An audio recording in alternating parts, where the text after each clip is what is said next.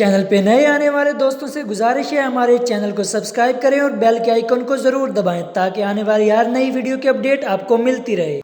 बिस्मिल्लाहिर्रहमानिर्रहीम। My name is Mohammad Arsalan. How are you? I hope you will be fine. Students, आज हमारा topic है carbohydrate के कार्बोहाइड्रेट क्या है। इसका सबसे पहले जनरल इंट्रोडक्शन आप लोगों को बता दूं कि कार्बोहाइड्रेट जो है वो ज़मीन से उगने वाली जितनी भी चीज़ें होंगी हम लोग उन्हें कार्बोहाइड्रेट कहेंगे। अब सबसे पहले आती है जी कार्बोहाइड्रेट की डेफिनेशन कि ये क्या है। कार्बोहाइड्रेट बेटा एक ऑर्गेनिक मालिक्यूल है जो कार्बन, हाइड्रोजन और ऑक्सीजन के साथ मिलके बन, इसको हाइड्रेटेड कार्बन भी कहा जाता है। हाइड्रेटेड कार्बन से मुराद क्या है? ऐसी कार्बन जिसके साथ पानी मिला हुआ हो। कार्बोहाइड्रेट को शुगर भी कहते हैं, मतलब कि ज़मीन से जो जितनी भी चीज़ें मिलेंगी इसका मतलब है कि आप लोगों के ब्लड के अंदर शुगर का लेवल वो बढ़ाएंगी। उसके बाद बारी आती है जी इसका जनरल फार्मूला क्या है कार्बोहाइड्रेट का। कार्बोहाइड्रेट का जनरल फार्मूला है CnH2ON, फिर ये वाला।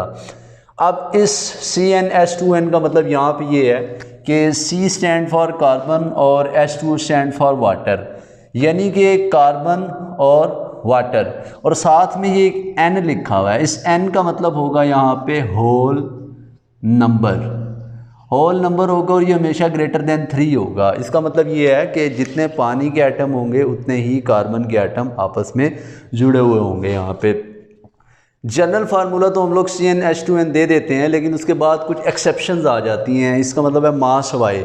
अब बहुत सी ऐसी कार्बोहाइड्रेट्स हैं। अब कार्बोहाइड्रेट का जनरल फार्मूला तो हम लोगों ने दे दिया CnH2n, लेकिन कुछ कार्बोहाइड्रेट हैं, फॉर एग्जांपल ये कार्बोहाइड्रेट है, इसका फार्मूला CnH2ON हम लोग ये दे देते हैं। लेकिन इस कार्बोहाइड्रेट के साथ नाइट्रोजन अटैच, इस कार्बोहाइड्रेट के साथ सल्फ़र अटैच है, इस कार्बोहाइड्रेट के साथ फास्फोरस अटैच है।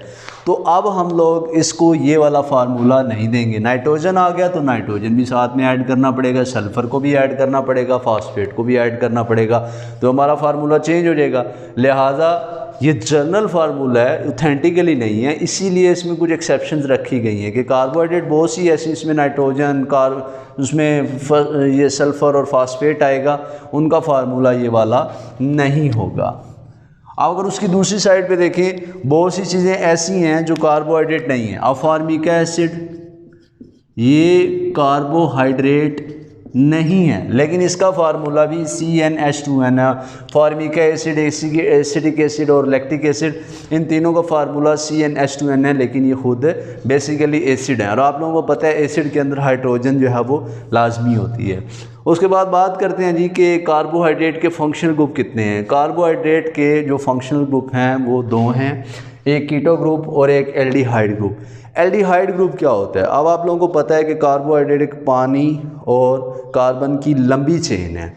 उस लंबी चेन की जो पहली कार्बन होगी इस तरह से, इस पहली कार्बन के साथ अगर डबल बॉन्ड ऑक्सीजन और एक बॉन्ड हाइड्रोजन और एक बॉन्ड आप लोगों का साथ में जुड़ा हुआ हो R, यानी कि साइड चेन, तो फिर आप लोगों की ये CHO बन जाता है। अगर किसी भी कार्बोहाइड्रेट की पहली कार्बन के साथ CHO बनता हो, यानी कि सेंटर में अल्फा कार्बन, साइड पे हाइड्रोजन और डबल बॉन्ड ऑक्सीजन बन रहे हो, तो आप लोगों का एल्डिहाइड ग्रुप कहलाएगा। और उसके दूसरी तरफ कीटो की तरफ देखते हैं तो कीटो के अंदर हाइड्रोजन नहीं आता, बल्कि ये 2 साइड चेन्स आती हैं, तो जिसकी वजह से हम लोग इसको कीटो का नाम देते हैं। और इसमें कीटो सेकंड कार्बन के साथ हो सकता है, थर्ड के साथ हो सकता है, लेकिन फर्स्ट के साथ ये नहीं होगा। उसके बाद बात करते हैं जी कि सोर्सेज ऑफ कार्बोहाइड्रेट के सोर्सेज क्या हैं। सिंपल सी बात है कि अगर हमने पहले ही हम लोगों को पता है ज़मीन से उगने वाली चीज़ों को हम लोग कार्बोहाइड्रेट कहते हैं, तो इसका जो बेसिक सोर्स होगा वो प्लांट होगा। अब प्लांट के बाद चीफ कहते हैं सबसे बड़ा सोर्स जो हम लोग इस्तेमाल करते हैं, खाते हैं, वो सेरल्स है, अनाज है, उसके अलावा वेजिटेबल्स हैं, पोटैटोज़ हैं, जितनी भी चीज़ें हम लोग ज़मीन से ले रहे हैं वो सारी इसके सोर्स के अंदर आ जाएंगी। फिर इसके बाद आती है जी अक्रस, कि कार्बोहाइड्रेट की जो अक्रस है वो कौन से नंबर पे है, इसकी पैदावार किस लिहाज से है। तो कार्बोहाइड्रेट जो है वो दुनिया में दूसरे नंबर पे है पानी के बाद। पानी पहले नंबर पे, दूसरे नंबर पे जो आती है वो कार्बोहाइड्रेट आती है। अब इसको अगर क्लैरिफाई करना हो, हमने इसको इसकी बताना हो कि किस तरह सेकंड पे है, तो हर प्लांट के अंदर आप प्लांट बेशुमार हैं, चाहे वो पानी के अंदर हैं, चाहे वो ज़मीन पे लगे हुए हैं, घास है, मतलब हर्ब शर्ब ट्री स्टेमलेस जो भी हो प्लांट। अब हर प्लांट की जो सेल वॉल है वो इस सेलुलोज से बनी हुई है। सेल वॉल अगर सेलुलोज से बनी हुई है तो सेलुलोज क्या है? सेलुलोज एक कार्बोहाइड्रेट है और ये हर प्लांट के अंदर 50 to 80% जो हिस्सा होता है सेल वॉल का वो इस सेलुलोज से बना हुआ होता है। हत्ता कि जब एक कोई दरख्त या कोई प्लांट या कोई भी ऐसी चीज़ जब मुकम्मल तौर पे ड्राई हो जाती है, ड्राई होने के बाद उसका जो वज़न आ रहा होता है वो इसी सेलुलोज की वजह से आ रहा होता है, जिसकी वजह से हम लोग इसको कह रहे हैं कि ये दुनिया का सेकेंड मोस्ट अबंडेंट सबस्टांस है। देन आते हैं कि हम लोग कार्बोहाइड्रेट की प्रोडक्शन जो है वो किस तरह से हो रही है नेचुरली। अब नेचुरली एक बात तो कंफर्म होगी हम लोगों को कि प्लांट पे बन रही है, तो प्लांट पे इसकी प्रोडक्शन हम लोग देखते हैं तो फोटोसिंथेसिस के ज़रिए होती है। फोटोसिंथेसिस का मतलब होता है कि पौधा जो है वो अपना पौधे के सांस लेने के अमल को आप लोग कह सकते हैं। तो पौधा सांस में कार्बन डाइऑक्साइड लेता है और साथ में उसको सनलाइट मिल रही होती है। तो आप लोगों ने कभी प्लांट को दो ही चीज़ें दी जाती हैं, या पानी दिया जाता है या उसको कार्बन डाइऑक्साइड दी जाती है। तो अगर आप लोग किसी भी प्लांट को कार्बन डाइऑक्साइड और पानी देते हैं, यहाँ पे भी हम लोगों ने पढ़ा कार्बोहाइड्रेट के अंदर जो हैं वो इक्वल नंबर ऑफ कार्बन और वाटर के एटम होंगे। फॉर एग्जांपल आप लोगों ने 6 कार्बन के एटम दिए हैं और 6 ही आप लोगों ने उसको पानी के एटम दिए हैं।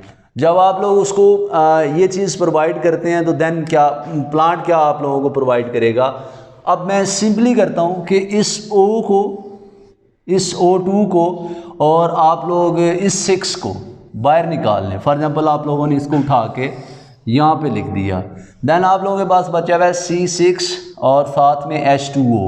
अब इस 6 को C से मल्टीप्लाई करें तो C6, ये आप लोगों का C6 आ गया। देन इस 6 को H2 के साथ मल्टीप्लाई करें, अगर इसको करेंगे तो H12 आ जाएगा। और लास्ट पे आप लोगों का O रहता है, इस O को इस 6 के साथ मल्टीप्लाई करें तो आप लोगों का O6 आ जाएगा। और यही चीज़ CHO ये बेसिकली कार्बोहाइड्रेट है। स्टार्टिंग में हमने बताया कि कार्बोहाइड्रेट ऑर्गेनिक मालिक्यूल है जो कार्बन, हाइड्रोजन और ऑक्सीजन के ऊपर मुश्तमिल होगा। यहाँ पे भी हम लोगों को कार्बन, हाइड्रोजन और ऑक्सीजन इसी फॉर्म के अंदर मिल चुकी है। अब कार्बोहाइड्रेट तो पौधे ने तैयार कर दी, बना दी हमारे लिए, हम उसको इस्तेमाल करेंगे, खाएंगे। अब कार्बोहाइड्रेट जब हम लोग खाते हैं तो एनर्जी कैसे प्रोवाइड करता है? डेली लेवल पे हम लोग 55% अपनी जो न्यूट्रिशन है वो कार्बोहाइड्रेट से लेते हैं।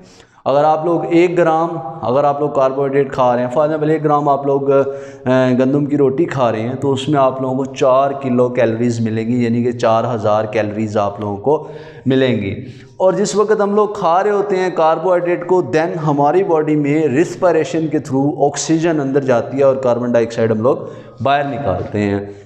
जब हम लोगों ने कार्बोहाइड्रेट खाई और साथ में ऑक्सीजन को अंदर लेके गए, अब ऑक्सीजन की ये रिएक्शन रिवर्स हो जाएगा, आप लोग ये समझें कि रिवर्स होगा।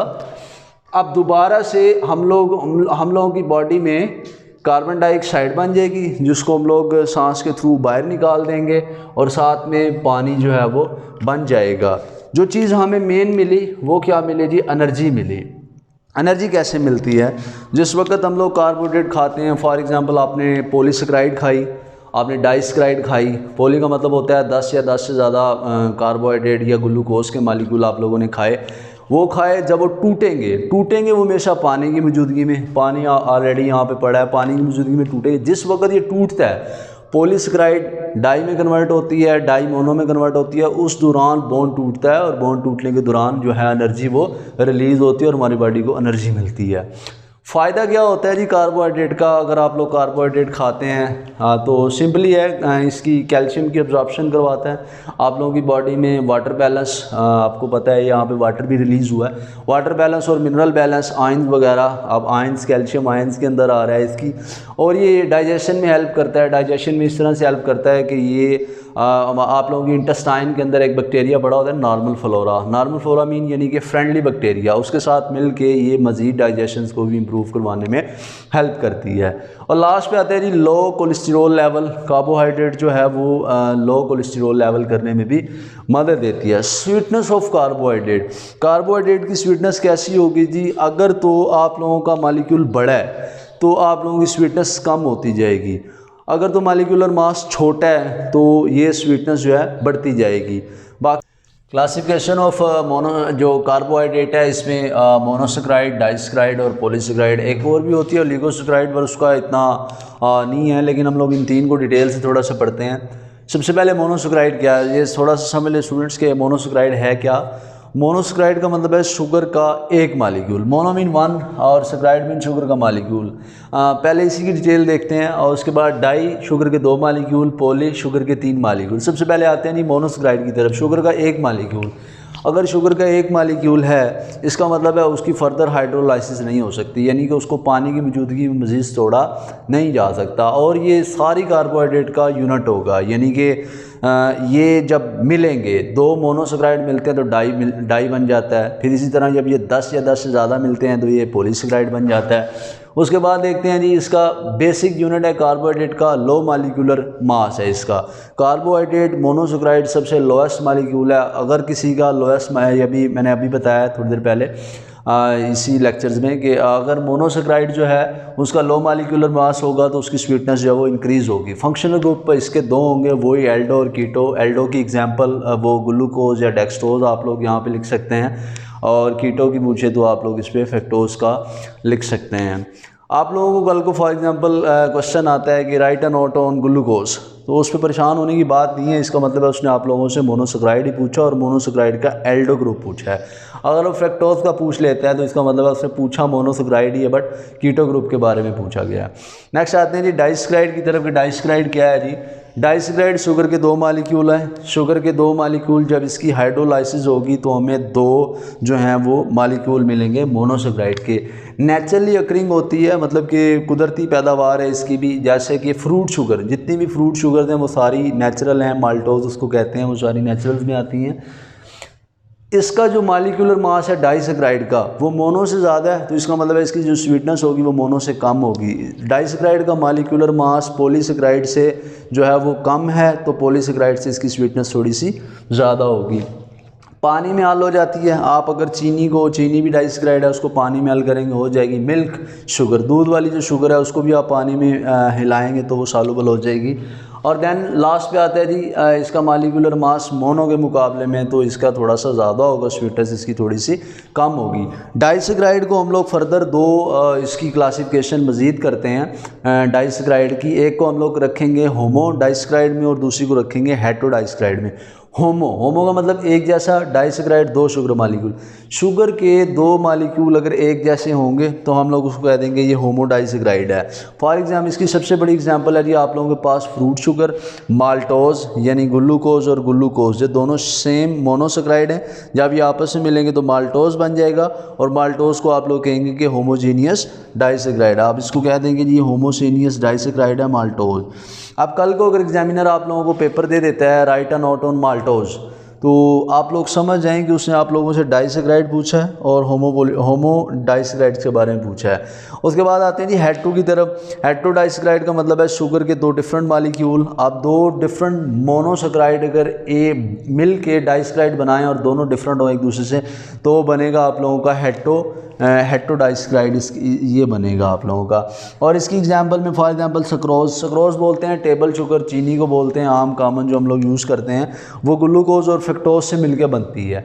आप दोनों शुगर का मालिक्यूल एक दूसरे से अगेंस्ट हैं तो ये बनाएंगे आप लोगों की हेटेरो डाइसेक्राइड। और अगर एग्जामिनर यहाँ पे भी क्वेश्चन पूछ ले जी write a note on hetero disaccharide या write a note on galactose, write a note on sucrose, तो उसका यही मतलब होगा कि आप लोगों से हेटेरो डाइसेक्राइड्स के बारे में पूछे जा रहा है। लास्ट पे आता है जी हमारा पॉलीसेक्राइड। पॉलीसेक्राइड क्या है जी, पॉलीसेक्राइड 10 या 10 से ज़्यादा शुगर के मालिक्यूल हों तो उसको हम लोग कहेंगे ये पॉलीसेक्राइड है। जब इसकी हाइड्रोलाइसिस करवाई जाएगी, हाइड्रोलाइसिस का मतलब है कि पानी की मौजूदगी में किसी भी मालिक्यूल का तोड़ना, उसको हाइड्रोलाइसिस कहते हैं। पॉलीसेक्राइड की हाइड्रोलाइसिस करवाएंगे तो डाइसेक्राइड मिलेंगे। डाइसेक्राइड को मज़ीद हम लोग उसको तोड़ेंगे तो मोनोसेक्राइड मिलेंगे। लास्ट पे क्या होगा जी, लास्ट पे हमें 10 या 10 से ज़्यादा जो है मोनोसेक्राइड के मालिक्यूल वो मिल जाएंगे। ये टेस्टलेस होती है। टेस्टलेस क्यों होती है? क्योंकि इसका मालिकुलर मास मोनो से भी ज़्यादा है, डाई से भी ज़्यादा है, और हद तक ये पानी के अंदर सॉल्युबल भी नहीं होती। फॉर एग्जांपल गंदम, बाजरा आप लोग उसको पानी में फेंक दे हिलाते रहे तो वो कभी भी सॉल्युबल इसके अंदर नहीं होगा। इसका मालिकुलर मास मोनो से भी ज़्यादा है, डाई से भी ज़्यादा है, जिसकी वजह से ये बिल्कुल टेस्टलेस है और ये आप कह सकते हैं कि इनएक्टिव फॉर्म के अंदर होती है। इसकी भी अगर हम लोग क्लासिफिकेशन करें पॉलीसेकेराइड की, तो पॉलीसेकेराइड की क्लासिफिकेशन भी होमो और हेट्रो में ही होगी। होमो पॉलीसेकेराइड, अगर शुगर के 10 मालिक्यूल, अगर शुगर के सेम मालिक्यूल हैं सारे के सारे, तो हम लोग उसको होमो पॉलीसेकेराइड कह देंगे, लेकिन शर्त उसमें यह है कि वो 10 से ज़्यादा होने चाहिए। जब हम लोग उसको पानी की मौजूदगी में उसकी हाइड्रोलाइसिस करवाएंगे, एक जैसे मोनोसेकेराइड मिलेंगे 10 से ज़्यादा, तो वो आप लोगों की होमो पॉलीसेकेराइड में। फॉर एग्जांपल ग्लाइकोजन, ग्लाइकोजन कैसे बनती है जी? ग्लूकोज मोर देन 10 टाइम, अगर ग्लूकोज मोर देन 10 टाइम है तो ये आप लोगों की जो है ये ग्लाइकोजन बन जाती है। तो अगर एग्जामिनर आप लोगों से क्वेश्चन पूछे write a note on starch, write a note on glycogen, write a note on homopolysaccharide या write a note on polysaccharide, तो इट्स मीन आप लोगों से वो ये सारा इसी के अंदर क्वेश्चन पूछा जा रहा होगा। देन आता है जी आप लोगों का हेट्रोपोलीसेकेराइड। क्या है हेट्रोपोलीसेकेराइड का मतलब? शुगर के 10 या 10 से ज़्यादा मालिक्यूल एक जैसे ना हो, डिफरेंट हो एक दूसरे से, ग्लूकोज, फ्रक्टोज, लैक्टोज इस तरह मिला के लास्ट पे आप लोगों को एक कंपाउंड बन जाए, तो वो आप लोगों का हेट्रोपोलीसेकेराइड कहलाएगा। जब इसकी हाइड्रोलाइसिस करवाएंगे तो मुख्तलिफ़ किस्म के मोनोसेकेराइड मिलेंगे। और इसकी एग्जांपल में आता है जी सेमी हेलुलो, इसमें सेलुलोज आएगा, उसके अलावा इसमें म्यूसिलेज भी इसी के अंदर आता है।